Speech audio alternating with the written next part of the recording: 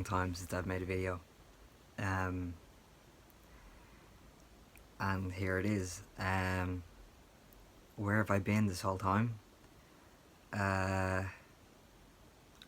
don't know, it feels like it's been like 2 years since I made a video. It could well have been, I don't know, I'm not sure. I must check that. Actually, I'm gonna check that. 8 months ago. I did a video 8 months ago on the Call It Out campaign that I did with Tenny and Belong To. Yeah, so it's been 8 months. I do, however, have a 1 week post-op update that I will put up after I put up this video. It's in my videos. I was keeping it for another time, but I figure why not put it up now. No point keeping it. But I will put that up if anybody wants to see it. I'm kind of like really like out of it in it because I was still kind of on the pain medication.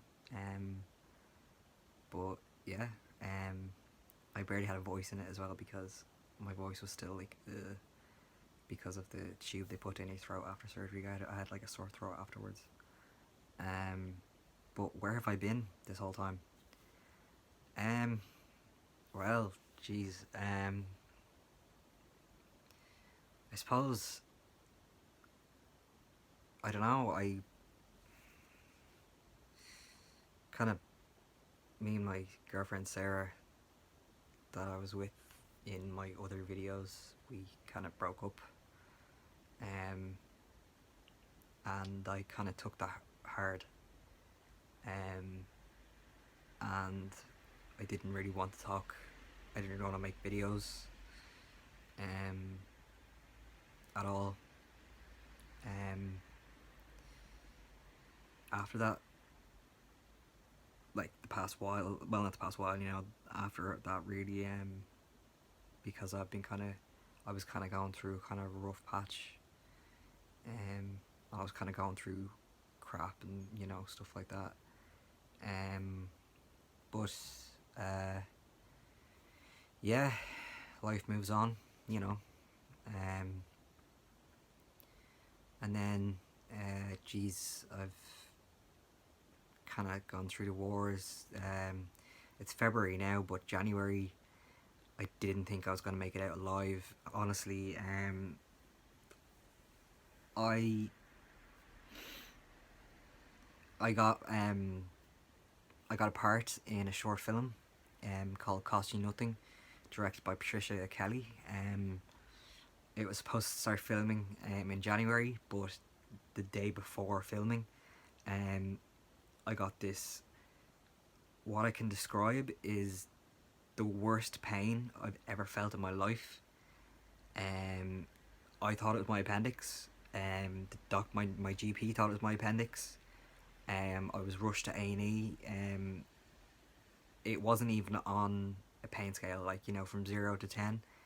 It wasn't even on my pain scale. It was nowhere near a pain scale. It was off the pain scale. And I went to A&E and they took bloods. They, were waiting for the results to come back. I was on a bed, I was on the trolley, and I was literally just sobbing, crying. I didn't know what was going on. They gave me pain relief, but the pain relief they gave me wasn't that strong. And it did nothing. And I was just sobbing, crying. And then the doctor came along and gave me like morphine, and then that kind of stopped the pain. And they sent me for a CT scan. The CT scan showed I had a kidney stone, and they were like, yeah, kidney stone is pretty bad pain. And I was like, okay. And they said I had a 3mm kidney stone. So people say like a kidney stone is possibly the worst pain you can go through. excuse me, and um, yeah, that was pretty rough. So they said to me like, it's not big enough to operate to take out. So I was like, okay, great. So they were like, you're gonna pass on your own, and I was like, okay. So we had to postpone filming, because the next day I was in hospital, so I wasn't in a fit state to film. Um, so I went home. They sent me home with painkillers. They said you'll pass it on your own, and I was like, okay. So a week had passed, and I didn't pass the kidney stone. I was still in terrible pain. Um, I had an appointment with the urologist, and I said, "Listen, I haven't passed the kidney stone." They took a scan, and the kidney stone was still there. Well, they said there was like a flicker of a kidney stone. Sorry, my phone rang. Um, so I went to the urologist, and he said there was like a flicker of a stone left, and I was like still in the same amount of pain. And he said you can either wait for a couple of months on a waiting list and we can remove it, or you can go to A&E now, go through the whole rigmarole of A&E, and you could get seen to tomorrow and get emergency surgery to remove it. And I was like, okay. So I went to A&E,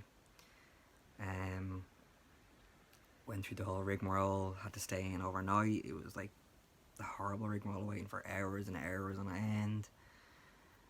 And then the next morning they said, okay, you're gonna go for surgery. And they went in, and the surgeon, when he went in, now keep in mind, the day before they did a scan, and they said there was a flicker of a stone left. So it was in my bladder at the time. Now it had gone from my kidney to my bladder. So by the time they went with the camera, now the camera is bigger than the stone at this point when it was going in. So the camera actually goes in your urethra, up your urethra, and it goes into your like bladder and up through your kidney and has a look and whatever. And like the surgery was done. The surgeon said we didn't see anything when we went in. Usually we'd put a stent in if there was a kidney stone in your kidneys or anything like that, but we saw nothing, so we didn't do anything. We had a look, we saw nothing, we didn't do anything, we just had a look, that was it. So I was like, okay. So that was it. They sent me home the next day. I had a bit of bleeding afterwards. They said, look, I had a good bit of pain also afterwards. So they were like, look, we'll keep you in overnight to see how you are with the pain and the bleeding. And then they sent me home the next day.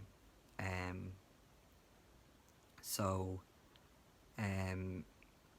days had passed. I was still in immense pain. I still had bleeding in my urine. So I was like, there's something wrong here. Like I'm still going, when I'm going to the bathroom, it's blood, and I'm still in a lot of pain. So I went back to A&E. So keep in mind, this is my third time going to A&E, including the kidney stone. It's my third time. So this is my third weekend in a row to go to A&E. So I'm back in A&E again, and I'm like, oh my god.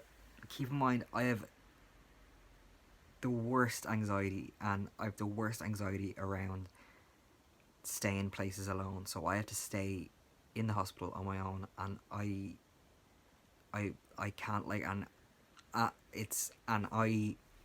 know it's not fair having to ask a member of my family to stay with me in A&E because I'm in a bed but they're not in a bed and they're in a chair, or and it's just not fair, and I know that, and I know that's not nice, and it's not nice for them. So I had to stay on my own. But my anxiety, I have an anxiety, like it or not. It's selfish. It can make you very selfish, and you know, like when I was there and I had to stay by myself, like it did make me seem very selfish, and you know, I just did not want to stay by myself, and you know, I didn't want my mum to leave, and I didn't want to be left by myself, you know, but I had to be left by myself because, you know, she couldn't stay with me, or a member of my family couldn't stay with me, because it just wasn't practical, you know, because I was on a public ward, um, but that's you know, that's what anxiety does to you. It makes you a selfish person, you know, but anyway, in the end, it turned out I had an infection. I wasn't when I had the surgery. I wasn't sent home with antibiotics or painkillers. I was just sent home. So the surgery gave me an infection. So I went to my GP. Well, no, the hospital sent me home with antibiotics, and I finished the first set of antibiotics, and I still had the blood in my urine, and I went back to my GP. My GP said, "Listen, I'll stick you on stronger antibiotics. Maybe these antibiotics weren't strong enough for you." So I was like, "Okay." So I started the new antibiotics, and the blood stopped, and the pain had stopped. Thankfully, it had gone away, and I'm back. I'm where I am now. I'm pain free, and the blood stopped. So I think my kidney function is still a little bit down, but I think I'm recovering okay. Um, I'm the pain's gone, the blood is gone, but January was not my month. It felt like I was literally pulling myself through January by the skin of my teeth. Like I was literally like, oh my god, it was the worst month that I had to go through in my entire life. Like I've had a hysterectomy, I've had chest surgery, I've had a tonsillectomy, and I know a tonsillectomy is nothing.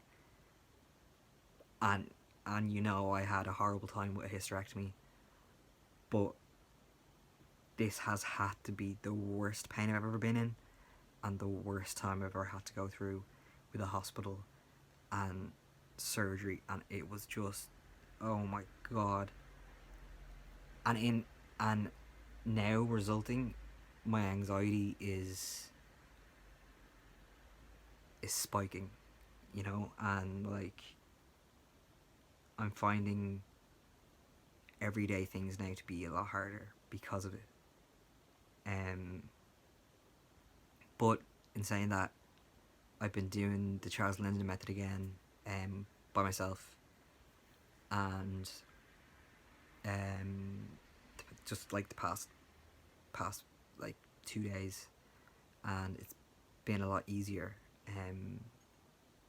The past, say, 1 or 2 days, it's been a lot easier to kind of, you know, get by, um, doing the Charles Linden method. Um, but yeah, that had to be the hardest month I've had to go through. Kidney stone, like you like it's so weird to think something so tiny, well, tiny, like 3 millimeters. You can get ones that are like 9 millimeters. Like a woman that I was beside in the ward had one that was 9 millimeters, and I don't even want to think about that because, oh no, no. But I hope for my sake that this never happens again. Even though I know once you get one, sometimes you're prone to them. But I just hope for my sake that it just doesn't happen again. Um, Also, I know my videos aren't like, you know, pro YouTubers that are like clipping here, clip there, clip there. Blah, blah, blah. I don't know how to edit videos, and I know I never look in the lens because I'm always looking at myself because I'm not a pro YouTuber. I don't have. I think I may have like 50 subscribers, and they probably don't even watch me. Um, yeah, I don't make content because people don't watch me, people don't ask me questions, people don't send me stuff. I think I make YouTube videos for myself. um, I don't know how to edit videos at all.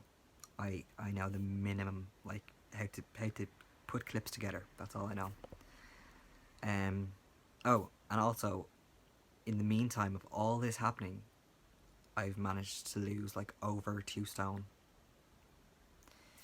That's through like not eating because the pain was so bad, and through my anxiety being bad that I've lost weight.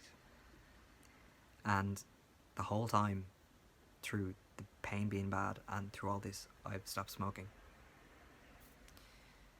It's really bizarre, the whole thing. Like 2020 started off really, really horrible for me. But yeah, just weird, weird start of the year for me. But yeah, um, yeah. So that's where I've been.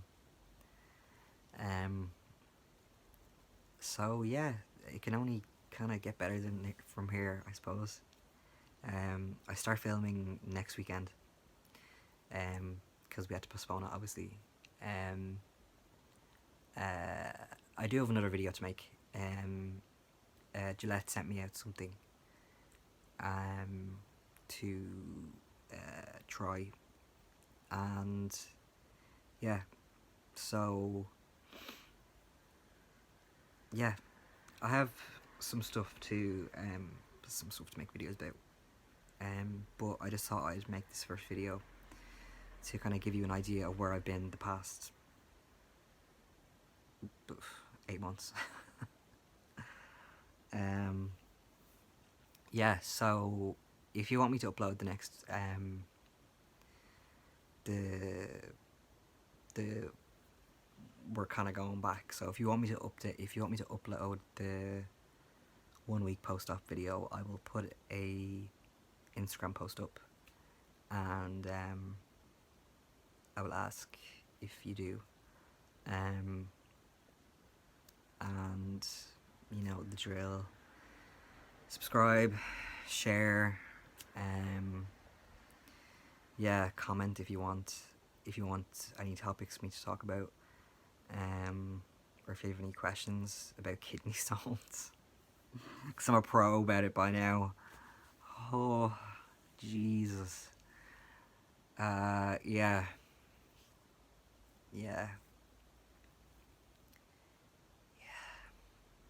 What a month.